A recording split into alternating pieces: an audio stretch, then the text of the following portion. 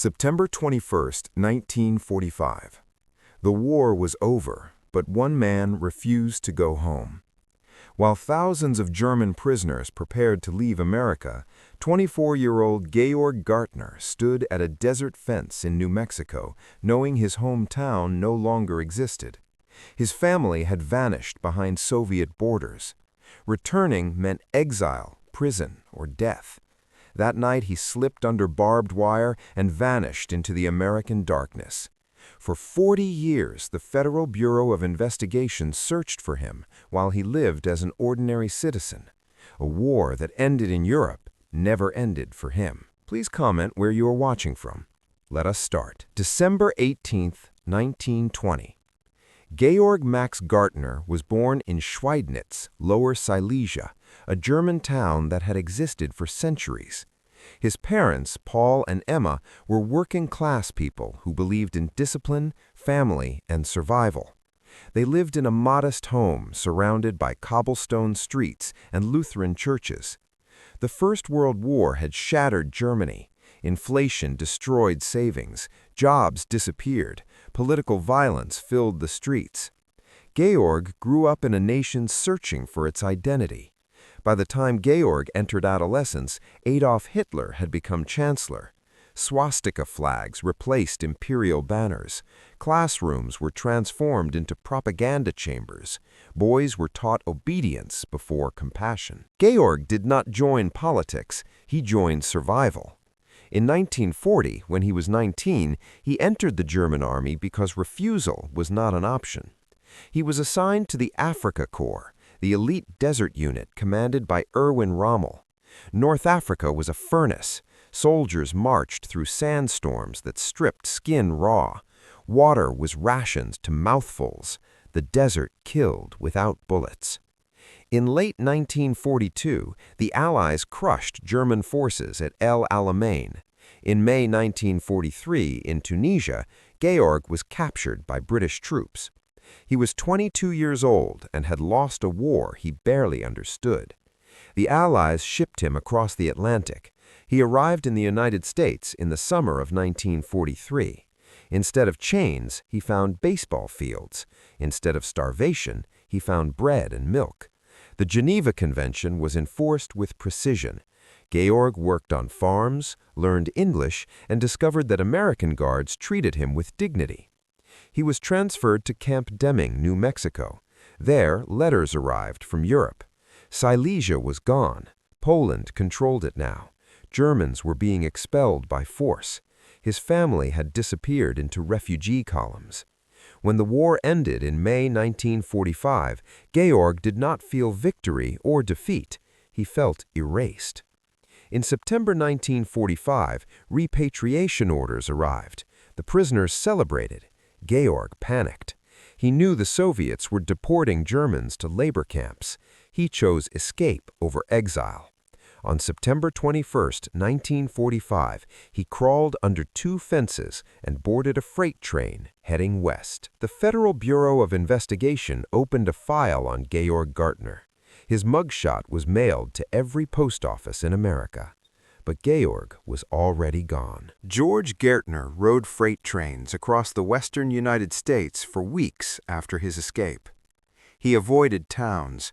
He slept inside empty boxcars and beneath highway bridges. Hunger became his constant companion. He survived on stolen apples, leftover bread, and food taken from loading docks late at night. He spoke little English and trusted no one. Every siren sent terror through his body. Every uniform felt like a death sentence. Eventually, he reached California. The state was booming. War factories were closing, but agriculture and construction were exploding. There were thousands of displaced men searching for work. Nobody asked for birth certificates. Nobody demanded history. A strong back was all that mattered. Georg took the alias Peter Peterson and claimed to be Norwegian. His accent helped sell the lie. He washed dishes in roadside diners. He cleaned slaughterhouses. He shoveled concrete in housing developments that seemed to rise overnight. But Peter Peterson was temporary. Georg needed permanence. While working in the Central Valley, he met a family of migrant farm workers from Arkansas. The father was named Dennis Wiles. Georg traveled with them for months. He learned American slang, American humor, American silence. When the family eventually moved on, Georg kept the name. Dennis Wiles was born without paperwork, without a childhood, without a trail. He obtained a Social Security card using forged documentation. The system in the late 1940s was weak. Identity verification was informal. A name and a story were enough. Dennis Wiles began filing taxes, paying into a government system that still considered Georg Gaertner a fugitive. By the early 1950s, Dennis settled in Northern California near Lake Tahoe. He learned to ski and soon became an instructor at Sugar Bowl Resort. Wealthy tourists trusted him with their children. He smiled in family photographs. He stood in the snow with no visible fear. Then, in January 1952, a miracle occurred. A passenger train named City of San Francisco became trapped in a blizzard in the Sierra Nevada mountains.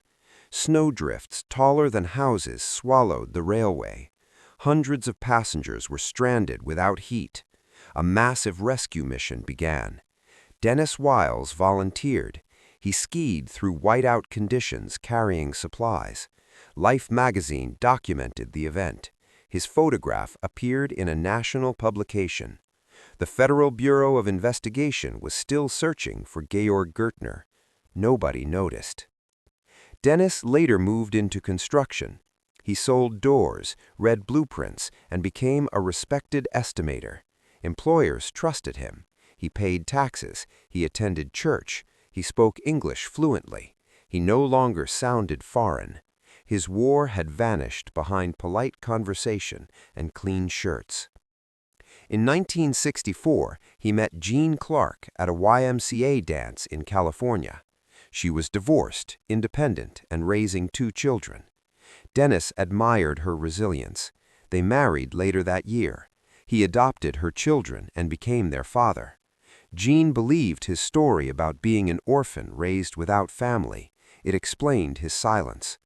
But secrets rot relationships. Dennis refused to travel internationally. He could not produce a passport. His past had no photographs, no relatives, no birthdays. Jean felt something was wrong. She pressed him for answers. In 1984, after 20 years of marriage, he finally spoke. He told her everything. Jean listened as a stranger transformed back into Georg Gaertner. She heard about Camp Deming, the escape, the 40 years of hiding. She cried, she raged, then she chose truth over comfort. She told him to surrender. Georg resisted. Then he read a book by historian Arnold Kramer. His name was in a footnote. He called the professor from a telephone booth. History answered. In September 1985, Georg Gaertner walked into an immigration and naturalization office in San Pedro, California. He was 64 years old. He surrendered. For 40 years, Georg Gaertner had trained himself not to remember. Memory was dangerous. Memory was grief. If he allowed himself to think of his parents, his sister Lotte, or the narrow streets of Schweidnitz, the lie he lived as Dennis Wiles would collapse under the weight of longing. So he buried his past and replaced it with routines. He woke early. He worked hard. He spoke kindly. He stayed invisible. When he surrendered in 1985, the world rushed back into his life with stunning force. Cameras flashed. Reporters repeated his name across the country. Georg Gaertner, the last fugitive prisoner of war from World War II, had finally emerged. The Immigration and Naturalization Service was uncertain how to respond. Georg had escaped in 1945, but he had never been a criminal threat. The Federal Bureau of Investigation had stopped searching decades earlier. The Army confirmed that it had closed his file in 1963.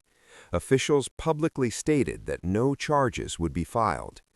For Georg, freedom felt unreal. He had lived as Dennis Wiles for so long that speaking his real name felt like a foreign language. His book, Hitler's Last Soldier in America, was released weeks after his surrender. Television studios invited him to tell his story. He appeared on the Today Show, where he symbolically surrendered to the host as millions watched. For the first time since the desert night in New Mexico, he no longer had to look over his shoulder. But peace revealed wounds that secrecy had hidden. Georg had always told himself that his family was dead. That lie had been necessary for survival. If they were dead, then he had abandoned no one. But after his surrender, he learned the truth. His sister Lotte was alive in Hamburg. His parents had died in the 1960s, never knowing that his son had survived the war. Guilt overwhelmed him. He had escaped exile, only to exile himself from those who loved him. In the late 1980s, he traveled to Germany for the first time since the war. The country he found was not the one he had left. Schweidnitz was now Świdnica, Poland. The German language was gone from the streets. His childhood home was occupied by strangers. His homeland had vanished, not in fire, but in silence. He reunited with Lotte in Hamburg. She embraced him as if no time had passed. They spoke of childhood memories that felt like echoes from another life. Georg spent months traveling through Germany, trying to reconnect with a past that no longer recognized him. He realized that he was not German anymore. His habits, his humor, his thinking were American. The boy from Silesia had become a man of California and Colorado. Jean Clark divorced him shortly after his return from Europe. His confession had altered their marriage beyond repair. Yet they remained friends. Her grandchildren called him grandfather. His life continued, reshaped but not destroyed. In 2009, at the age of 88, Georg Gaertner became a citizen of the United States in Denver, Colorado. He held the certificate with trembling hands. For decades, he had belonged nowhere. Now, he belonged somewhere at last.